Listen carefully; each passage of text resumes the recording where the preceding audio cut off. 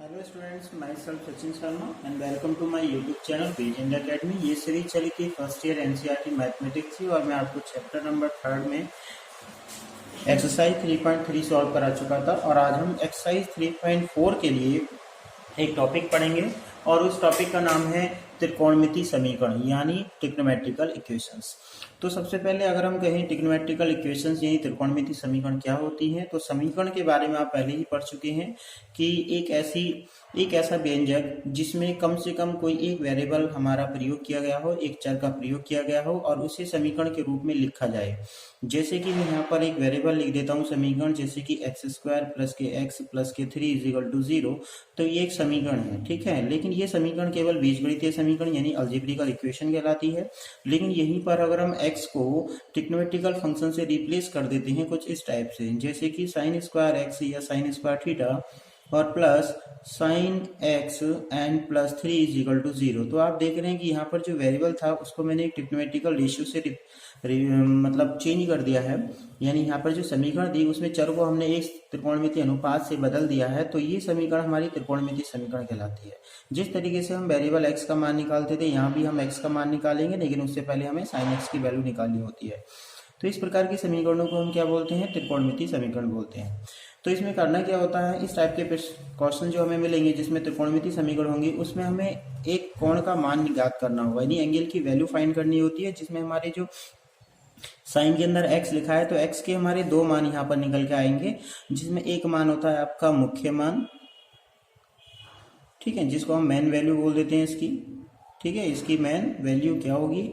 और एक होता है हमारा व्यापक मान जो कि n के पदों में होता है, ठीक है। और यहाँ पर n जो होता है वो प्राकृतिक संख्या होती है जिसे हम z से भी निरूपित कर सकते हैं, ठीक है, पूर्णांक होता है। सॉरी, n को हम नेचुरल नंबर नहीं कहेंगे, हम कहेंगे n एक पूर्णांक होता है और n एक नेचुरल नंबर होती है, z एक पूर्णांक होता है। तो यहाँ पर जो व्यापक मान होता है उसको हम स्टैंडर्ड वैल्यू भी बोलते हैं। क्या बोलते हैं? स्टैंडर्ड वैल्यू, ठीक है, स्टैंडर्ड वैल्यू ऑफ थीटा या एंगल।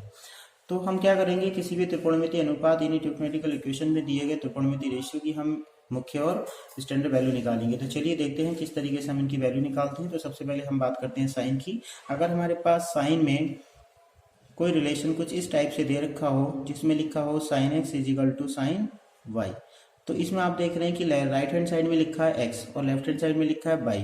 तो यहाँ पर जो x की वैल्यू होगी वो y के टर्म्स में कुछ इस तरीके से लिखी जाएगी, ny + -1n × y। क्यों? क्योंकि यहाँ पर देखो स्टार्टिंग में n पाई लिखा है और हम जानते हैं कि साइन की जो वैल्यू होती है वो हर पाई के बाद प्लस माइनस में चेंज होती रहती है। जैसे कि अगर आप किसी भी साइन की वैल्यू में और कॉस की वैल्यू में अगर कहीं पर 30 लिखा है और ये भी आपका साइन 30 है और इन दोनों एंगल्स में अगर मैं 360 यानी 2 पाई ऐड कर देता हूँ तो इस पर कोई इफेक्ट नहीं पड़ेगा। इसका मतलब जो त्रिकोणमितीय अनुपात होते हैं इसमें साइन और कॉस की जो वैल्यू होती है वो हर 360 वैल्यू के बाद रिपीट होती रहती है। यानी अगर उसके एंगल में हम 360 प्लस कर देते हैं तो उसमें कोई परिवर्तन नहीं होता है। लेकिन कुछ अनुपात ऐसे भी होते हैं 10 या कॉट में जिनमें हम 180 भी अगर ऐड कर देते हैं 180, तब भी उनकी वैल्यू पर कोई इफेक्ट नहीं पड़ता है, ठीक है। जैसे कि 1030 की जो वैल्यू होती है वही आपकी 10 180 + 30 की वैल्यू होगी। इसका मतलब इसका एक इंटरवल निकल के आता है जो वैल्यू ऐड करने पर इस पर कोई फर्क नहीं पड़ेगा। इसी तरीके से मैंने 360 + 30 लिख दिया है।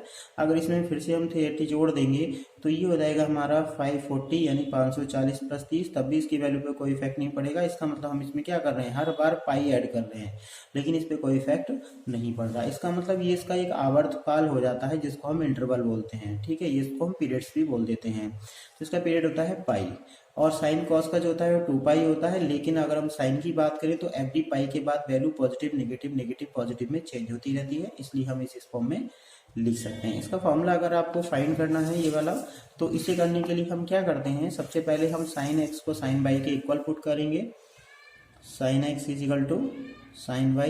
फिर इसको हम माइनस में मूव कर लेंगे, sin x - sin y। इसमें हम फॉर्मूला अप्लाई कर लेंगे sin c - sin d का, जिसमें पहले आता है आपका cos x + y/2 और दूसरा आता है sin x - y/2 = 0। अब इन दोनों फैक्टर को, ये क्या हो गए हमारे एक फैक्टर हो गए, इन फैक्टर को हम इंडिविजुअली यानी अलग अलग 0 के इक्वल पुट करेंगे। जिससे हमें मिलेगा x minus y upon two and cos x plus y upon two is equal to zero. हम जानते हैं साइन में जो जीरो वैल्यू होती है वो पाई के मल्टीपल होती है, इसका मतलब हम इसको एन पाई लिख सकते हैं। यहाँ पर एन की जो वैल्यू है वो आपकी 0 1 2 3 4 5 6 7 8 9 कुछ भी पुट कर सकते हैं, तो ये वैल्यू इसके इक्वल हो जाएगी। तो यहाँ पर x minus y upon two की जो वैल्यू होगी वो इस तरीके से फाइंड होगी। लेकिन कॉस में अगर हम बात करें तो कॉस में जो वैल्यू होती है वो कॉस 90 की वैल्यू 0 होती है, और कॉस 90 का जो ऑड मल्टीपल होगा यानी विषम गुणांक, जैसे कि पाई बाई टू यानी 90, और इसी के गुणा में अगर मैं क्या लिख दूँ 1 into 3 into 5 into 7 into pi by two, इन सब के मल्टीप्लाई में एक विषम संख्या लिख देता हूँ, तो विषम संख्या से गुणा करने पे जो भी वैल्यू बनेगी वो कॉस में आपकी 0 के बराबर ही होगी। इसलिए विषम संख्याओं का जो आपका nवां पद होता है वो कुछ इस तरीके से हम निकाल सकते हैं 2n प्लस 1 और इंटू पाई बाई टू। अगर अब इन दोनों समीकरणों को सॉल्व करेंगे तो यहाँ से जो x की वैल्यू निकल के आएगी वो x is equal to n pi plus minus 1 की पावर n इंटू वाई की फॉर्म में निकल के आती है। तो यहाँ जो x होता है ये वो कोण होता है जिसका कोण का मान हमें निकालना होता है, ठीक है। और यहाँ पे जो y लिखा होता है उसकी जगह हम अल्फा पुट कर लेते हैं, और अल्फा ये वो वैल्यू होती है जो मुख्य मान होता है, ठीक है। यहाँ पर जो अल्फा है वो मुख्य मान है, और ये जो थीटा है ये आपका व्यापक मान यानी स्टैंडर्ड वैल्यू है। तो मेन वैल्यू होती है अल्फा और स्टैंडर्ड वैल्यू होती है आपकी थीटा, ठीक है। तो ये तो मैंने केवल साइन के लिए बात करी, जिसके लिए हमारा ये स्टैंडर्ड वैल्यू कुछ इस टाइप से लिखनी होती है हमें, जिसमें हमें कहीं ना कहीं उसकी मेन वैल्यू भी लिखनी पड़ती है। तो इसी तरीके से हम कॉस और टेन में भी बात कर सकते हैं। तो कॉस की जो स्टैंडर्ड वैल्यू होती है थीटा इज इक्वल टू वो होती है आपकी 2n pi plus minus alpha. यहाँ पर जो अल्फा है वो इसका मुख्य मान है यानी मेन वैल्यू है, और थीटा जो आपकी स्टैंडर्ड वैल्यू है। इसी तरीके से ये तो हो गई हमारी कॉस के लिए। हम किसी भी क्वेश्चन को टेन के लिए भी सॉल्व कर सकते हैं, जिसमें टेन के लिए हमारा जो थीटा की वैल्यू होती है स्टैंडर्ड वैल्यू वो होती है only n pi plus alpha, ठीक है, क्योंकि इसमें इंटरवल जो होता है वो आपका पाई होता है।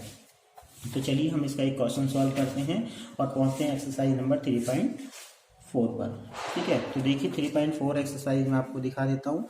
इसमें केवल आपको एनसीईआरटी बुक्स में मिलेंगे क्वेश्चन नंबर 1 to 8 9, ठीक। इसमें दो टाइप के क्वेश्चन है, जिसमें पहले मैं आपको सिंगल वैल्यू दी है और सेकंड में आपको एक इक्वेशन लिख रखी है। तो मैं पहले फर्स्ट क्वेश्चन का फर्स्ट पार्ट आपको करा रहा हूँ, ठीक है। इसी तरीके से आप बाकी क्वेश्चन भी ट्राई करेंगे।